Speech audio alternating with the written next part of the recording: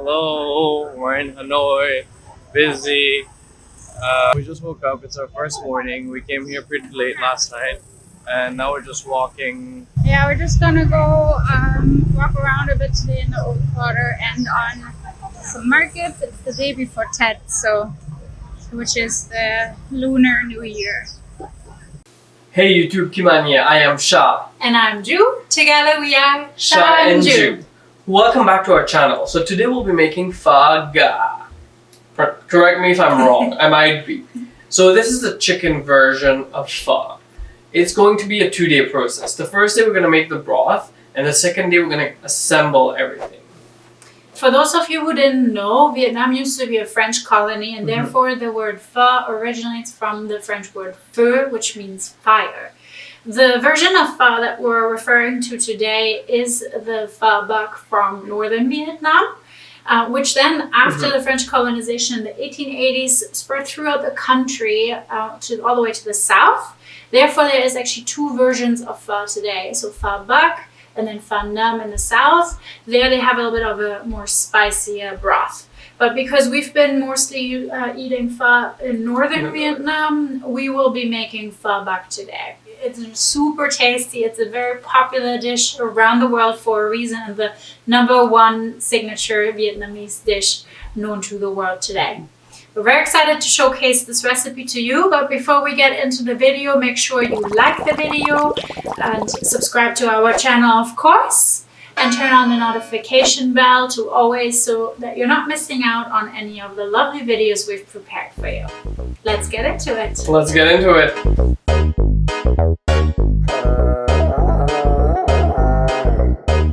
Lunes, yo me llamo Tarzán y la gente me dice ¿cómo es? El rey de la selva. Jane es perfecta gracias a sus raíces. ¿Sabes cómo es? El rey de la selva. Ando con mis leones cazando los ciervos. ¿Cómo es? El rey de la selva. Yo soy de fiesta de leones a cerdo. ¿Cómo es? El rey de la selva. Any good pho starts with a good broth. For my broth, I will be using 1 pound of chicken bones, half a pound of beef bones, some cardamom pods, some chili flakes, some star anise, coriander powder, 100 grams of ginger, salt, pepper, MSG, some brown sugar, a few pieces of cinnamon bark, half an onion, and not to forget the fish sauce. To start, you will need a pot of boiling water. We're gonna blanch these bones. Why do we want to blanch them? They're gonna make your broth look clear and be really fragrant instead of being cloudy. I previously washed those bones and strained them. We're gonna drop them in the boiling water. Let the water come back to temperature. Strain them, rinse them, and then put them back in the pot with cold water to start.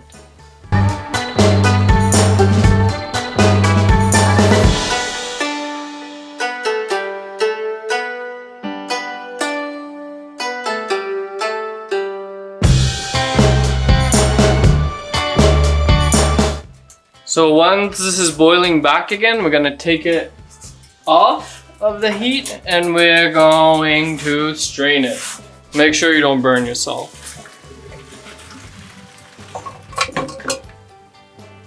We're gonna give this a rinse and we're gonna put it back in the pot.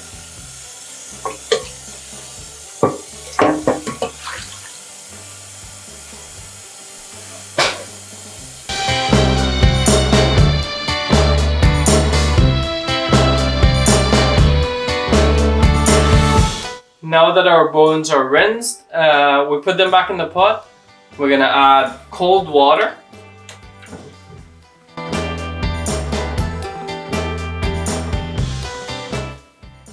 You need to start with about 2 liters of water. I say start with 2 liters of water because as much as it's gonna reduce, you're gonna have to add water while it cooks. So we're gonna add 1 bark of cinnamon on there. I'm gonna add 2 pieces of star anise. I'm gonna add 2 black cardamoms.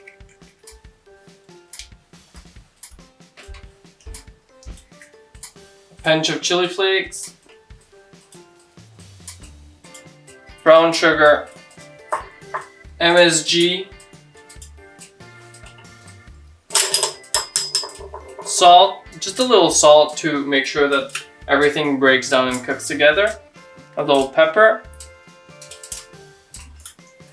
Some coriander powder. My half onion that I kind of roughly chopped up. And the ginger as promised. Do not forget your fish sauce at the very end. Fish sauce, just put as much as you would like. And then we're gonna bring this to a boil and then bring this back down when it's done boiling and let it simmer for the next 5 to 6 hours.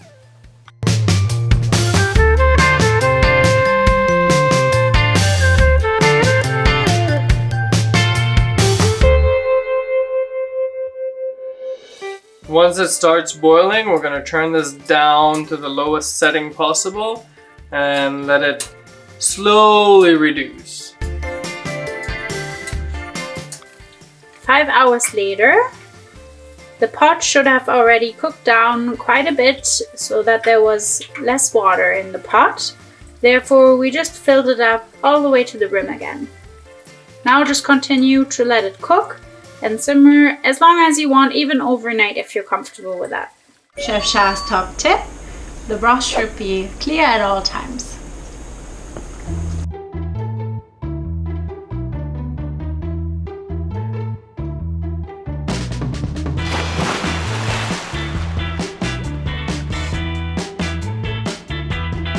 So for the next 2-3 days, everything's gonna be closed down.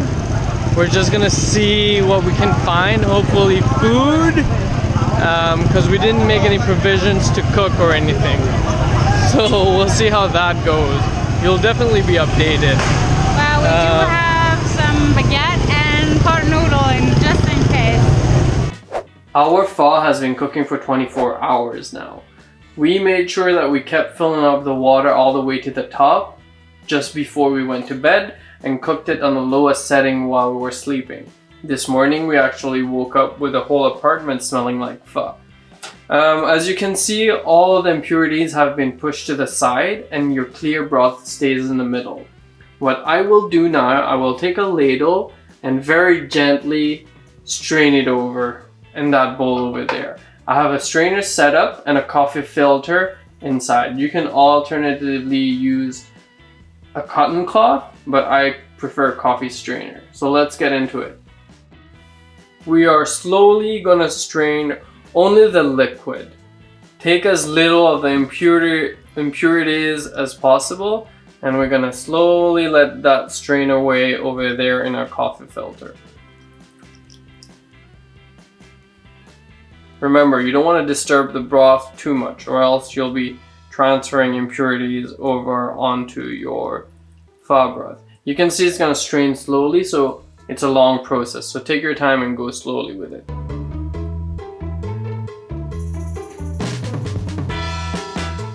Once you're done straining your liquid, this is what it's going to look like. It should yield about 2 liters of liquid, and it should be really clear. As you can see, my fingers on the other side of the bowl. We're going to let this liquid sit for about 2 to 3 hours before we start making our pho. The new ingredients for today's pho is going to be more star anise, some green cardamom, some ginger, and some peppercorn. You also want to pick a free-range chicken or an organic chicken because it tastes a little better. Make sure that you've pre-washed it. By that I mean make sure that you wash all the feathers that were lingering around off, and you wash all the blood vessels that were in the chicken previously. Once your water is really bubbling away, put a lot of salt in it. Some people will wash the chicken with salt, but I will blanch mine with salt, just because it's gonna make the broth a little clearer. So we're gonna blanch those pieces of chicken. You can see that the impurities of the chicken are already starting to rise up. We're gonna let this cook for another 30 seconds before we start taking it out. So after a minute of blanching, we are going to strain our chicken. This chicken is not cooked yet. Once you strain it, run cold water over it. and we're going to refresh the chicken.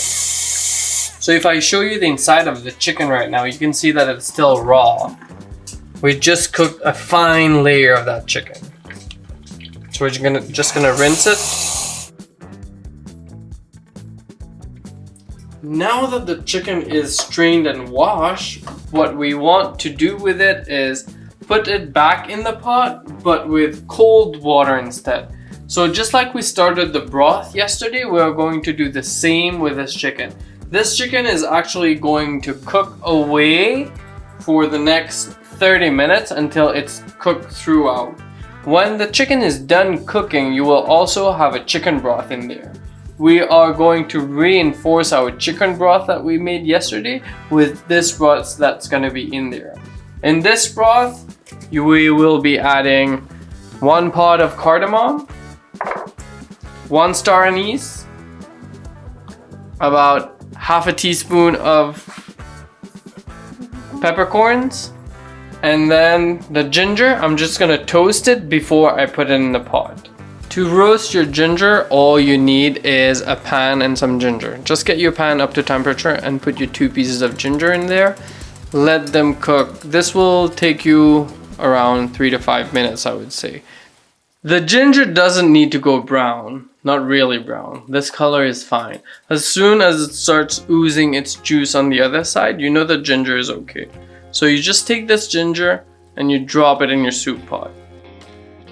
You can also see that the broth has started to boil. What you want to do, and most importantly, is skim this now. By skimming this, I mean you need to take off all the impurities that are floating. Make sure that you don't scoop your spices out. We're gonna let this cook for another 20 minutes. Just make sure that you keep skimming the top, make sure there's no impurities so your broth stays clear and clean. After 20 minutes, your chicken should be ready. The next step for that is to get a big bowl of cold water. Have some ice cubes in your water. Make sure the water is cold. We are going to take the chicken out of the pot and directly into the ice water. The reason being, we don't want the chicken to blacken. You want the chicken to stay as white as possible. We are going to grab the pieces of chicken one by one and dipping them in the cold water, making sure that they actually sink for a little while there to make sure that it's cooled down completely. While the chicken is cooling down, we are going to strain the rest of the broth. This broth, as you can see, is as clear as the other one. I am putting 2 strainers because I want to make sure that I don't catch any particles down in my bottom sauce. The next step is going to be combining both our broths. This is the one that we made this just recently by cooking the chicken and the spices. And I will be adding the broth that we have been cooking for the last 24 hours. As you can see, both of them are really clear.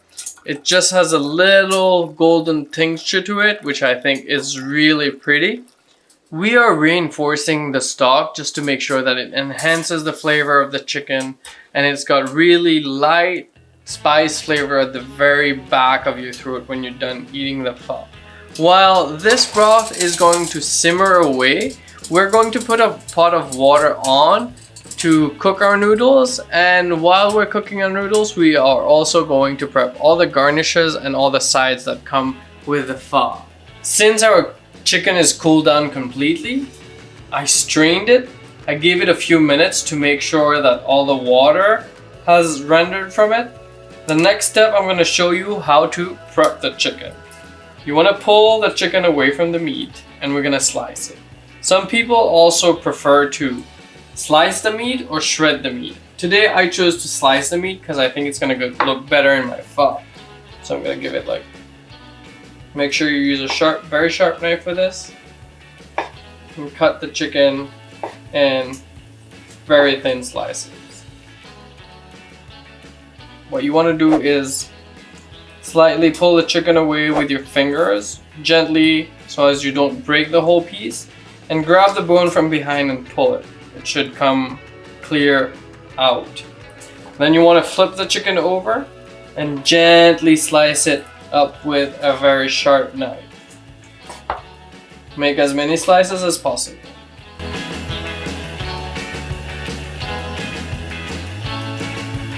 So for pieces that are easy to cut, I'm slicing right now. But for pieces, for example, that are around the drumstick or around the wings, I'm actually going to shred them away. As soon as your water hits the big boil, when it has like big bubbles coming out, we are going to add all our noodles. Me and Ju, we prefer the thin ones just because we think that it brings up more flavor and you can slurp up more of the soup. This is 225 grams of rice noodles. Always follow the instructions on the back of the pack to tell you precisely how to cook the noodles. I actually like using a chopstick to make sure there's not big lumps of rice noodles being cooked. So I just separate them slowly like this. After 3 minutes, our noodles are boiled. Now we need to strain them and give them a quick rinse. So follow me to the sink.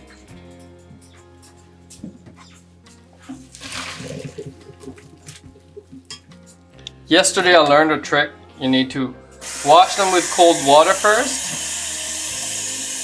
all the way through. Make sure you don't burn yourself at this point. So the trick was, once they're rinsed with cold water, rinse them with hot water one more time. This is not gonna make your noodle into a big lump. This is gonna let your noodles stay really separated from each other. We're gonna let this drain for a few minutes before we add our pho and we assemble the whole dish. Traditionally, for Vietnamese pho, you have as a topping the green onions chopped up, fried onions, peanuts, as well as normally red chilies, but here we are using habaneros. And we are also additionally using some enoki mushrooms today, as we prefer it for a little bit of extra crunch and texture in the dish. As for the side garnishes, normally in Vietnam you get served with a huge amount of fresh herbs on the sides, so that you can add it depending on your personal preference to your dish. Traditionally today we have the bean sprouts here, as well as cilantro and lime. And then additionally we have added fresh mint and pennyworth leaves today. For those of you who have not heard of pennyworth leaves, they are actually Chinese leaves, but they are actually known in the whole region of Asia. And they actually complement the flavors of lime, ginger, green onion, chili really well, along with the spices that are used in the broth. Therefore, it's an excellent choice.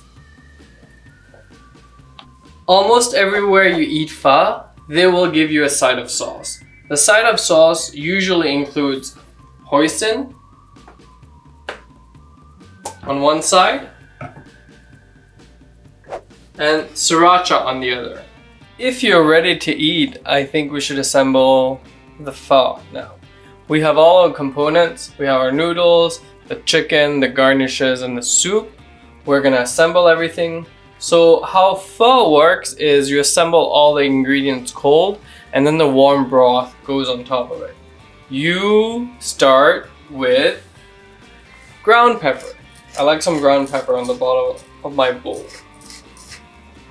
Me too. Cracked pepper is the best. Next, we are going to add the fish sauce. Usually when you go and eat places out, the fish sauce is already in the broth. I like mine with a little more zing. Next contestant is going to be the rice noodles. Be generous, put a big handful. It's your meal anyways. Make sure it's really hearty and there's plenty in your bowl. So the trick that I learned with the pho noodles, cooking them and then straining them, rinsing them with cold water and then hot water, actually works. I like this trick. It might be something that I'll be using in the future. So we're gonna put the noodles in. Next up, we're gonna put the chicken. Be generous with that as well. The more the better, always. I actually sliced some earlier and I shredded some, so I'm gonna put both.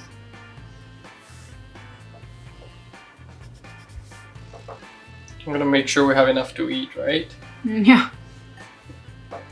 Not a problem in this household. So this should be the amount of chicken you put. And then we're gonna garnish with green onions. I love the aroma of green onions. I love the like really fresh, sweet onion flavor that it brings. Green onion makes any dish better, really. Right? We're gonna add our habanero pepper. As if I would be eating the whole thing. You know? Yeah. I love them better than Ju. I think I eat a little more spicy than Ju. I eat still spicy, don't get me wrong, but he's crazy. He eats the whole thing in one go.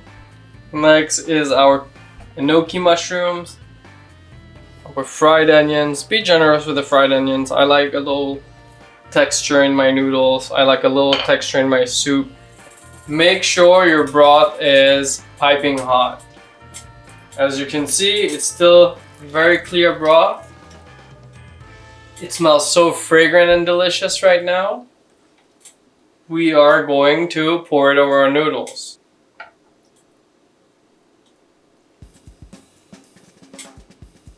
How does that smell? So good. That smells so good. I'm really hungry. I think we should definitely go taste it. Yes, absolutely. So this is the best we could do to recreate the Vietnamese dining experience. Of course, we don't have the tiny chairs. So today we're sitting on a tiny table on the floor, very Asian style. And the grill master again. Yeah. I thought I wasn't gonna cook. I was on vacation. Well, I guess wrong. We hope that you can hear us, just because there's just a certain amount of volume in the streets constantly. So let's taste this together. It smells so good right now. Start tasting a little bit just of the broth itself, as that's of course the main star of the dish. The broth tastes so much like pure chicken juice, I would say. Right? I would just eat it on its own. And again, very clean, very simple, very much like chicken. Don't forget to add your lime for sure. And I like to add like just my peanut crumbs also. I'm gonna destroy this. Do it. It's really good. It tastes just like, it takes me back to Vietnam actually. It takes me back to Hanoi the day we had it. I think it's pretty similar. The chicken is like perfectly cooked. This is actually only the second time we're making pho after our return, so super excited to try it again. It's so fragrant. It tastes so much like chicken, and the spices just come through at the end. It's a little spicy because we added the habanero in. I love it this way. The fish sauce is perfectly balanced together with the fried onions and the peanuts that we just added in, right? I agree with everything that Sha said. It's super flagrant. It's so simple yet delicious and takes us 100% back to the streets of Vietnam. So thank you so much for making it. You're welcome. We hope you enjoyed your time with us. We will just keep adding in all these lovely ingredients and sipping away on this beautiful bowl of Phở Gà. Have been practicing, not sure if we pronounced it correctly throughout this video, so forgive us if we didn't.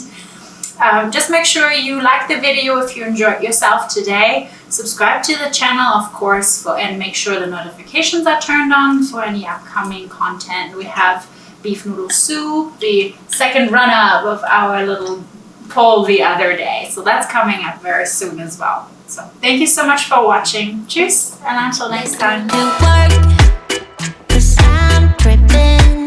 Gotta work on myself, 'cause I'm falling apart. Please wake me up, 'cause I'm slipping. Can't fight this feeling off no more. But I'm not. I just got that spice. Cut.